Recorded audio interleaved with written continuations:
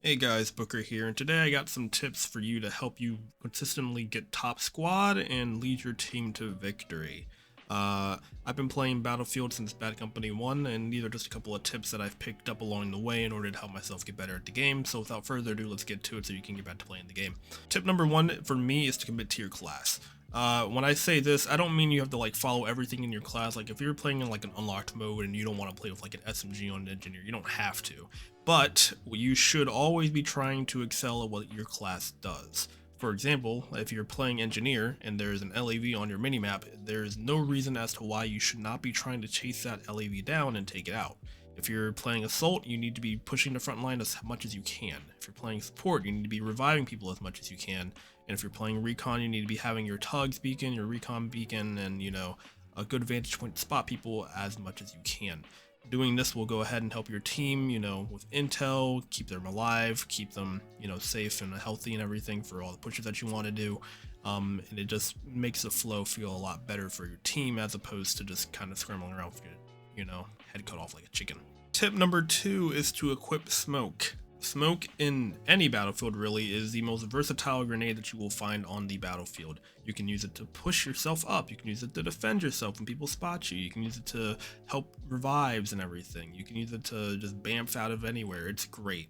The M67 like frag grenade in this game isn't that great in my opinion. It doesn't really do as much damage as it should, but regardless, even if it did do like a lot of damage and like kill people consistently, I would say smoke is still the way to go.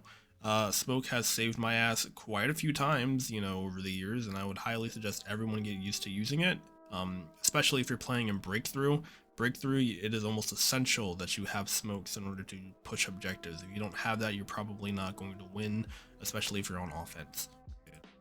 Tip number three is to run with your squad as much as you can, even if you're solo. There's a couple of reasons as to why you should do this, but here are the ones that I think are the most prevalent as to why you should. Squad revives in this game are extremely important. If there are no medics around, your squad can still revive you. They can't do that if you're just spawning on whatever objective you want to spawn on, so whenever you're spawning in, you should probably always just spawn on a squad member. In addition to that, it makes it easier to team fire and, burst down enemies or, take down vehicles if you guys are playing engineer together. You guys can ping out locations to each other in order to make it easier to like spot and take enemies out from a distance. And in addition to that, it's just easier to get into action if you just spawn on somebody.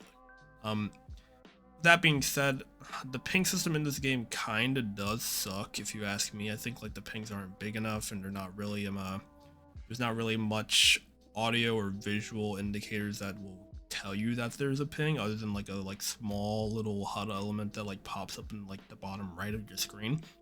But playing with your squad, if they're shooting in a direction, you can probably start shooting in a direction too, and it'll just overall net you more kills. Tip number four is to play the fucking objective or to PTFO. Conquest, Breakthrough, King of the Hill, Domination, etc., etc. Those are all very objective based modes. If you don't play the objective, your team is probably not going to win.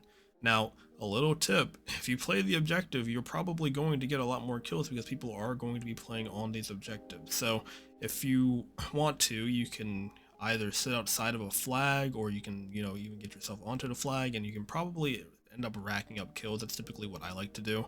I'm more of a close range player myself, so I typically tend to get onto the flag, get into the thick of it, and just try to capture as much as I can. There are a lot of games where I like end the game with like over 10 to 15 captures of objectives because I'm always constantly focused on playing the objective no matter what.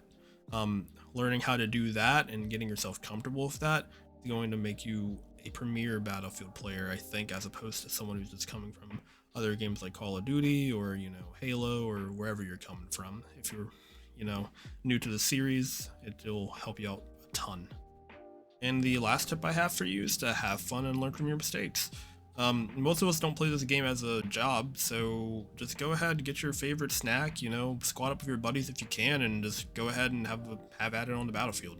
I mean, when you're dead, go ahead and think about what you could have done in that situation to, possibly not be dead. I mean, should you be shooting at the sniper glint that's, 100 meters away when you have an SMG? Probably not.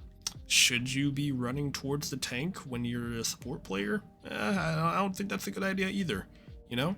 But if you sit down and you learn from your mistakes, you'll eventually get to be a better player, and it just comes with time, really. So, I hope you're enjoying the Battlefield 6 beta. In the coming days, I'll probably have a deep dive review into the engineer class and some other classes as well. If you have any questions, let's go ahead and leave them in the comments, and have fun, enjoy yourself. Okay, love you, bye.